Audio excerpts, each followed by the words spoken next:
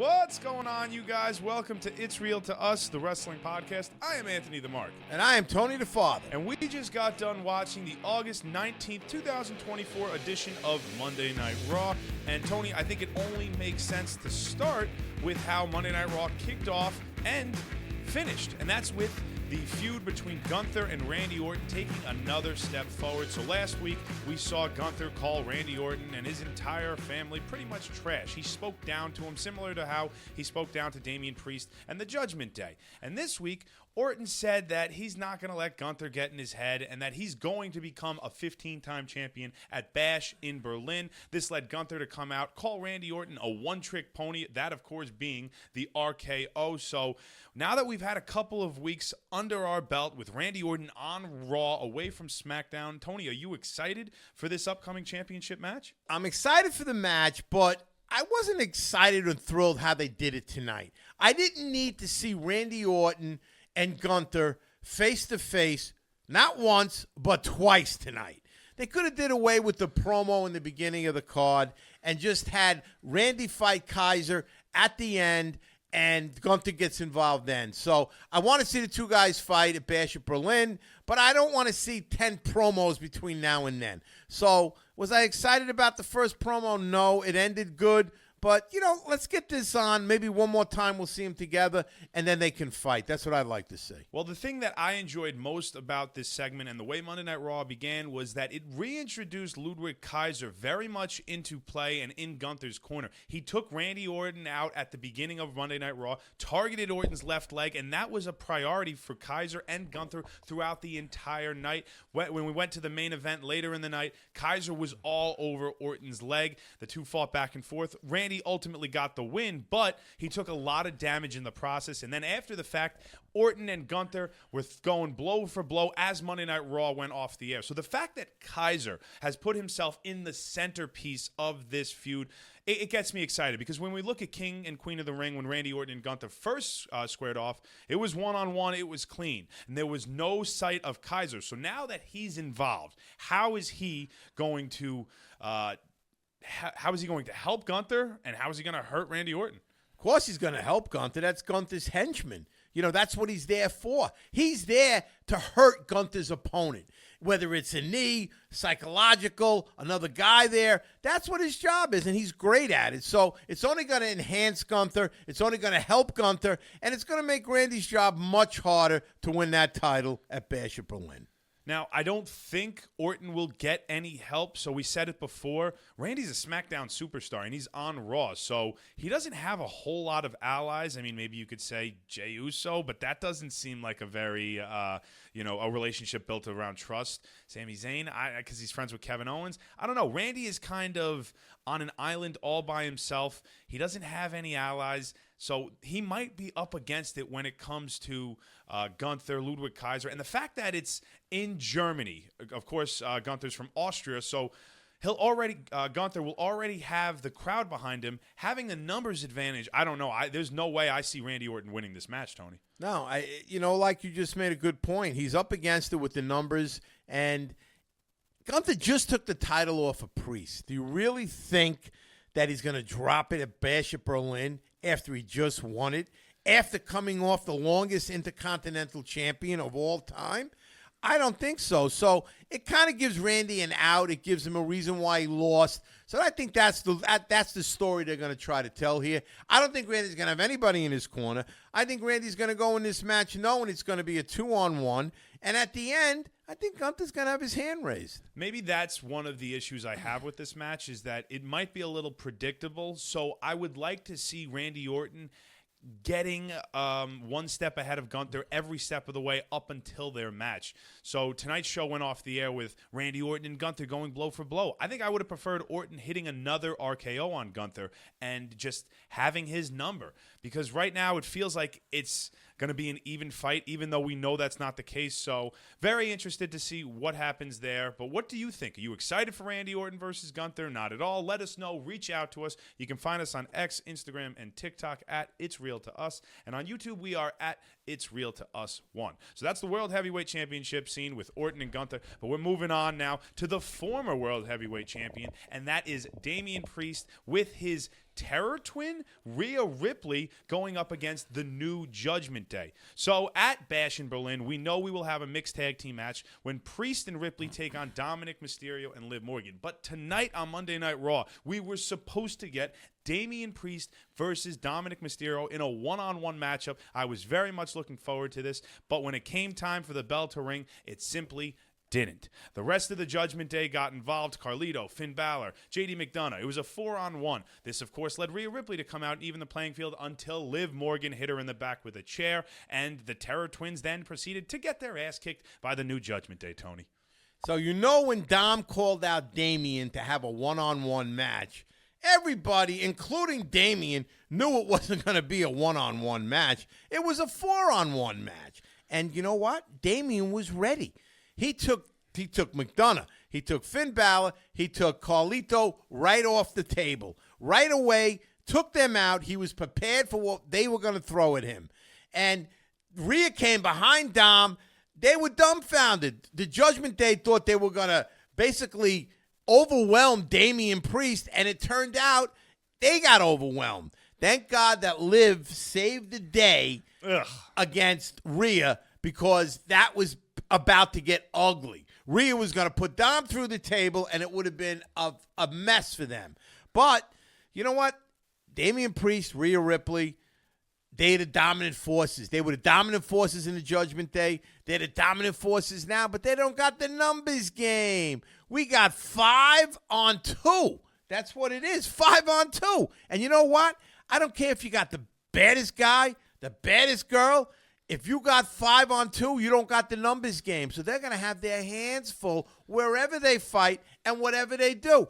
And when they go to Berlin and they think it's Big Damian and Big Rhea against Little Dom and Little Liv, you got the other three guys that are going to be right there. They're going to cause chaos. So Rhea and Damian, you better reevaluate or get more troops, because the ass whipping is just begun. Similar to Orton and Gunther, it seems as if Rhea Ripley and Damian Priest find themselves on the wrong side of the numbers disadvantage. So whether or not they add some members into their, I don't know, what are they called? They're called the Terror Twins? The Terror Twin. I mean, you can't be twins if there's more than two. So I don't know if they're going to be adding any other help or not, but are definitely. Are they the Terror Twins? Is that what they're called? Yeah, that's the name they're going by. It's another stupid name. You know, they're coming. WWE, you got. I don't know who's doing the names, but somebody's got to get kicked out the door. So I'm a big Terror Twin fan, but I know you're all about this New Judgment Day. So we will see exactly, who wins this feud, where it goes. I really can't believe that you're on Team Liv and Finn, though. You know what? Most people are rooting for Damian and Rhea. I'm not. I'm rooting for the Judgment Day. I love Finn Balor, McDonough. I love Dirty Dom. I love Carlito. And I love Liv Morgan. And you know what? They all got treated like garbage. Damian Priest treated Finn Balor like garbage. McDonough. Dirty Dom. Damian Priest looked down at them. You know, there was one point where Dominic says, "What do you treat me like my father?" You know, like he basically was saying Damian was being like his father, bossing him around. Rhea, she didn't want McDonough in there. She didn't want Carlito there. So you know what? And she treated Dom like a bitch. So I'm glad this is going down the way it is. I don't know if other people see it like I do, but I'm rooting for the Judgment Day. I don't care about Rhea, and I don't care about Damian. It's about time they got put in their place. I hear what you're saying. I can appreciate what you're saying, but I just think Rhea Ripley and Damian Priest are too cool and too badass not to root for. And, oh, my God, Liv Morgan, Dominic Mysterio make me want to throw up every time they're on camera and they're touching each other and kissing. So, you know what? Damian Priest and Rhea are big, and they are bad, and they're better wrestlers than the Judgment Day. Rhea's much better than Liv Morgan. Damian Priest can Carlito, McDonough, and Dominic Mysterio. Well, maybe he's better than them. Finn Balor could be a push, but you know what? They got attitudes. Rhea walked around like her shit didn't smell. She treated Dom like a jerk off. Damian, all of a sudden, they were supposed to be. Judgment Day was always a group. We talked together. They started doing things. Look, I hear you. like the leader. Look, you've made the point. I hear you. So we'll leave that there. And next, we have to talk about the fact that we are getting Drew McIntyre versus CM Punk in a strap match at Bash in Berlin. The second fight between McIntyre and CM Punk will be a gimmicky one. If you're not familiar with a strap match, McIntyre, CM Punk, they will be joined and connected with a strap. Then one of the superstars will have to take the mangled and hurt body of the other wrestler to each corner of the ring. They'll have to tap each turnbuckle 4 times in sequential order to win the match. They're going to kick the crap out of each other, Tony. I am so excited for this match. What about you? I'm not. I'm going to be honest. I'm not excited because if Seth Rollins didn't get hurt or they didn't write him off the show for whatever reason or whatever he's got going on, it would have been Seth and CM Punk's time. Drew McIntyre would have been great to fight Gunther in Bash at Berlin. But now, with Seth out of the equation, they're going to drag this CM Punk, Drew McIntyre, for another couple of months, it looks like. I saw this for 3 or 4 months. CM Punk cost Drew 3 different titles. They went back and forth, kicking each other's ass. Then Drew finally got a pin. I thought it was over and done with, but obviously I was wrong. So we're going to see a strap match, and I'm pretty sure after the strap match, you'll see a couple other matches. I don't know. I enjoy seeing them. I enjoy watching them. I'm getting tired of them. I want to see them go in different directions. I am definitely not tired of the story, and this is just where professional wrestling, you have different opinions. I think that there is more excitement, better matches to come down the road with CM Punk, Drew McIntyre, and we're just at the tipping off point. I know that there is some fatigue around the bracelet storyline. Every week we're watching a bracelet, and I got your bracelet, and then CM Punk gets all pissed up. Come on, it's enough now. It's not like they've been going for this story. Think about how many times CM Punk has cost Drew McIntyre the title. This is going to be a 6-month story now. It's too long, and I'm getting bored with it. What do I want to see at Bash at Berlin? I want to see Drew beat him again. But you know what's going to happen? CM Punk will get the win, and then we're going to carry it, kick the can down the road even further. I've seen this story. I love this story. It was great. Put it to bed.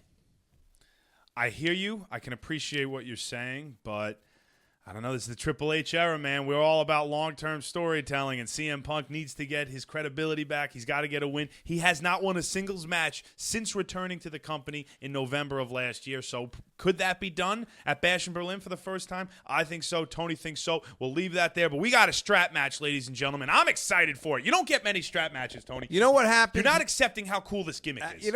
I like the strap match, and I'm going to enjoy it when I watch it. But if it's like reading a good book. You read a good book, wow, that was a good book.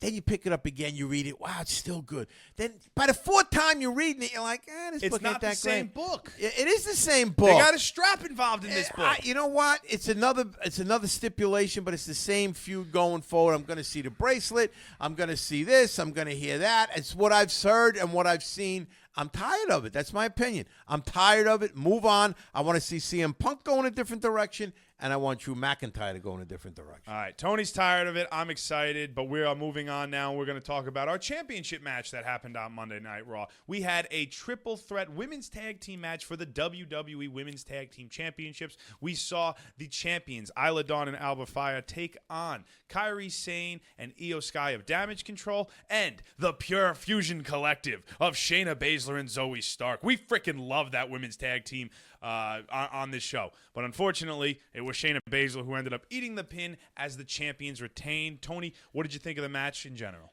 I'm not a big fan of Unholy Union. When they won the titles from Jade and EST, I was kind of shocked. I was surprised, but I never thought they'd hold it this long. And every match they're in, like tonight, they were mostly out of the match until the end when they got the pin.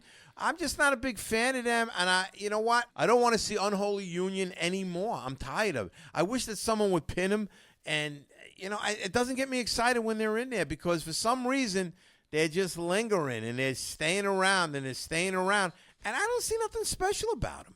Yeah, Isla Dawn and Alba Fyre have not done anything, for me at least, that have impressed me during their championship run. I got to take a minute and I got to give some props to Io Sky because she was sensational during this match. There was a moment where there was a botch and going into commercial break. Kairi Sane almost didn't get over the rope, and everybody, that could have been the talking part of the match. But Io Sky then immediately threw herself outside of the ring, a beautiful suicide dive. Then when we came back from commercial break, she was taking everybody out. She was running around the ring. She is a bona fide star. So at the very least, this match did a great job of showcasing how good Io Sky is. I completely agree with everything Tony had to say about the Unholy Union. They freaking suck. They should lose the championship. Alba Fire is horrible. I know there's a lot of people out there who like her. I think she's bad. Isla Dawn, she's got a good look. Also not good. Let's get the Pure Fusion Collective, PF Chang's, an opportunity at those titles. They shouldn't be taking pins. They should be giving pins, and they should be champions. We should also need to get some merch for them. I like PFC. Well said, Mark. Well said.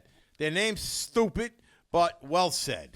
All right, so now let's move on to a couple of other singles contests we had. We saw the very personal rivalry between Sheamus and Pete Dunne come to a head when the Padawan took on his master. And Pete Dunne, he gave Sheamus a banger. It was a good fight, but in the end, the Celtic Warrior was too strong, too tough, and he silenced his protege. Big win for Sheamus, right, Tony? I think Sheamus finally realized Pete Dunne is his enemy tonight. I think in the last couple weeks. I think he's realized that. I think after a couple of shillelagh lacks to the head. You know what? I still think that Sheamus was a little stunned, a little maybe taken back by what Pete Dunne, how he was acting. And I think tonight, finally, he realized, you know what? This guy's a jerk-off. So I'm happy that Sheamus did what he did tonight. I saw it in his eye. He looked at him as an enemy, not like somebody that is having a problem. I don't know why you're doing this. I'm sorry. Why you doing this?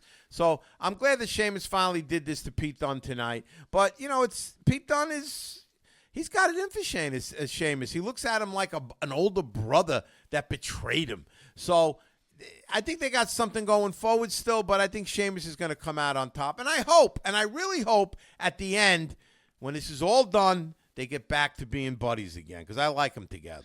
That is usually Sheamus' MO, is like, we're going to kick the crap out of each other until we're good. So if that is the case, I would like to see Dunn and Sheamus go at it more because I thoroughly enjoyed their matchup. Their styles just meshed so well together, and I'd like to see Dunn pin Sheamus at some point. I think that we need to establish Pete Dunne as a credible threat. What better way to do that than by putting him over his former master or his former teacher? So let's see what happens with Sheamus and Pete Dunne in the future. But big win for Sheamus. Now moving on to Bronson Reed, who is on the hottest run of his entire career. 2 weeks ago, he took out Seth Rollins. Rollins is off television now after 6 tsunamis. Last week, Bronson Reed went crazy. I think he might have done 6 or 7 tsunamis to R-Truth. This week, the big man was back at it, but going against The Miz in a no disqualification match. Now, Miz, let's give him a little credit, okay? He held his own. He put up a fight, but in the end, he couldn't match Bronson Reed. He got hit with a tsunami. He got pinned, and as Reed was going for his calling card as of late, hitting multiple tsunamis,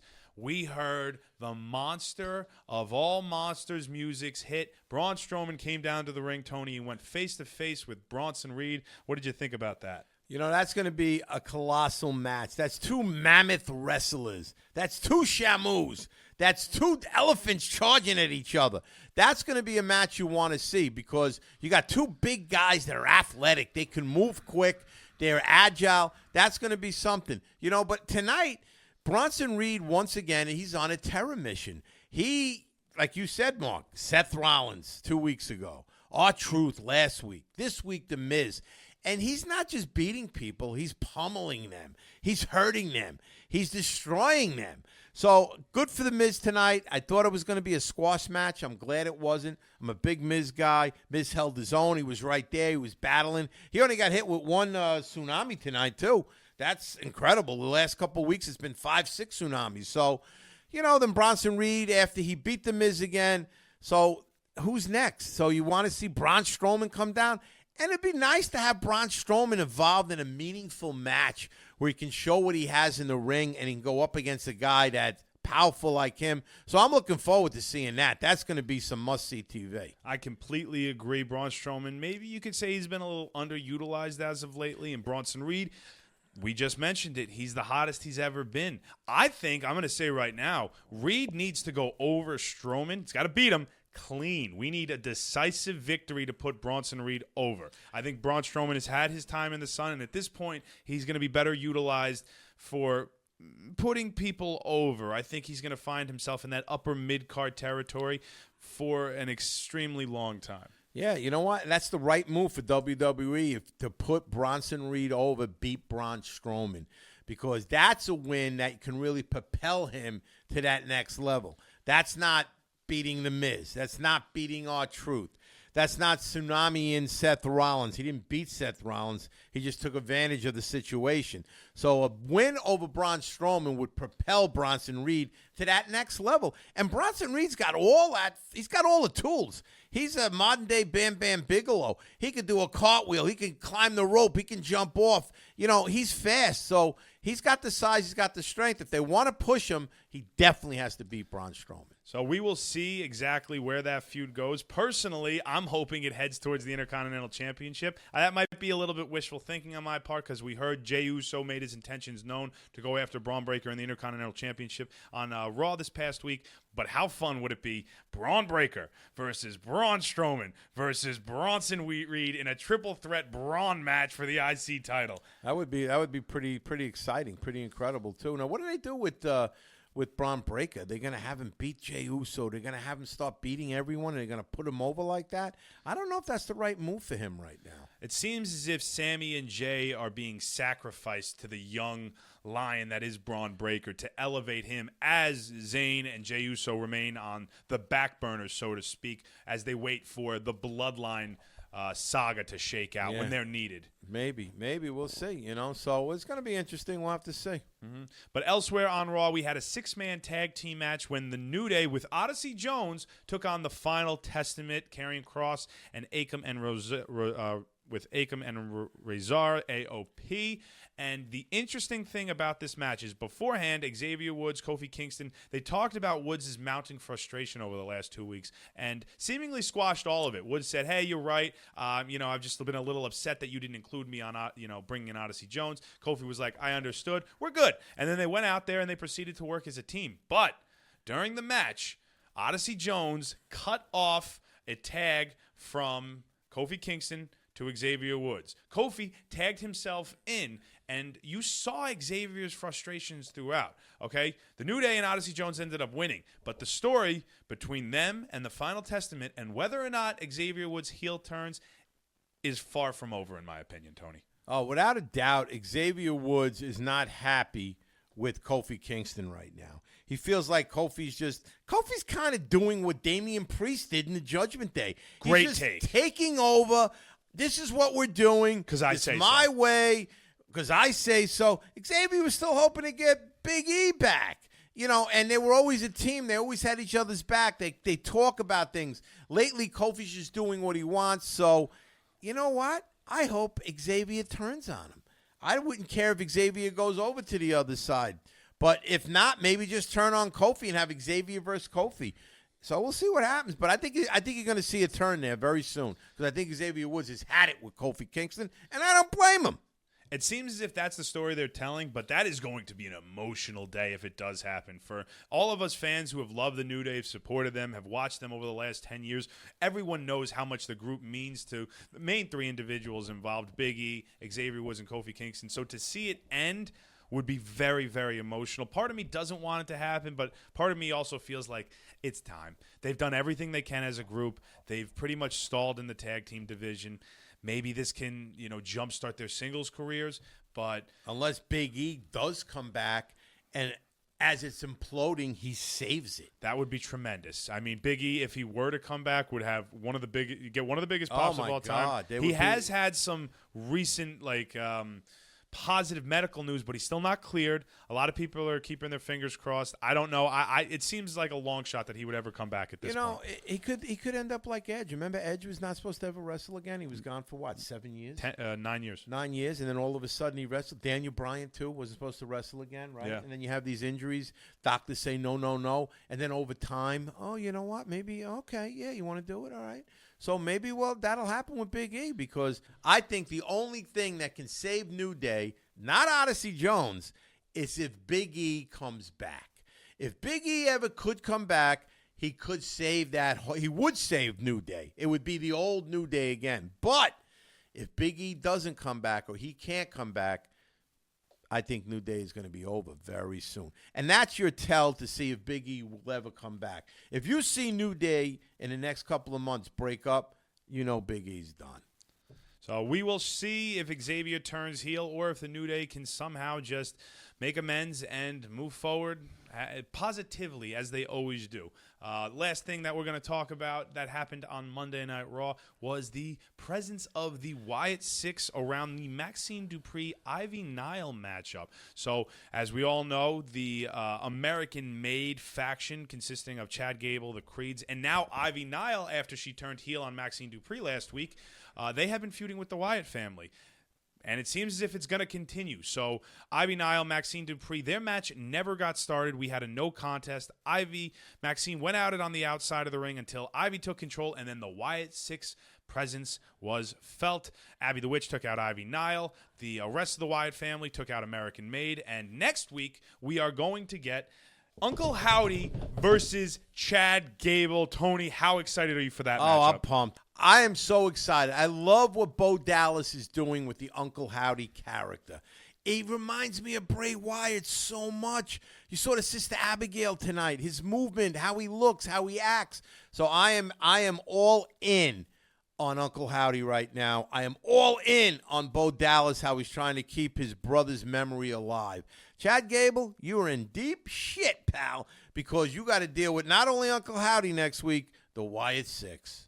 It's going to be interesting to see if that is the main event. So that is going to be the go-home Raw for Bash in Berlin. And you would assume that the majority of the matches and stories will already kind of be wrapped up heading into the pay-per-view. I wouldn't be surprised to see Uncle Howdy get that spot, considering the aura around his character right now. But let's go ahead. Let's leave that there. I am excited to also see Ivy Nile as a heel. She just looks like she's a good incredible. heel. She fits in. The American-made faction is going to work. They might lose in the short term with Uncle Howdy and the rest of the Wyatt Six, but going forward, Julius Creed, Brutus Creed, Ivy Nile, working with Chad Gable, they're going to be stars. That new Alpha Academy, in my eyes, is so much better than the old Alpha Academy. That's why they're American-made, and they got Top Gun T-shirts now. They're all chiseled. They're all strong. They're all big. And you know what? I like the Alpha Academy going forward. I think after this Wyatt Six stuff is done, they're going to get a nice push down the road someday. So that was Monday Night Raw, August 19th, 2024. Tony, real quick, what did you think of the show 1 to 10? I'd give it about a 6.8 tonight. You know, it wasn't one of their better Raws, but, you know, it's in a limbo time here with the big event coming up in Bash at Berlin. 6.8 is my grade. Yeah, it's a little high for me. I didn't find that there was anything you needed to watch. There wasn't anything that when you're at the water cooler tomorrow, did you see this happen on Raw? Did you see this happen? I'm going to give it a 6. Not my favorite episode. So that is going to do it for us. As a reminder, please share, please subscribe, please like, turn on notifications. It's Real to Us, the wrestling podcast is growing. We're getting bigger, but we need your help. We need all of the engagement, all of the watch time, all of the likes. So please help us however you can. I am Anthony the Mark. And I am Tony the Father. Thank you for watching It's Real to Us, the wrestling podcast, and we will see you next time. Have a good night.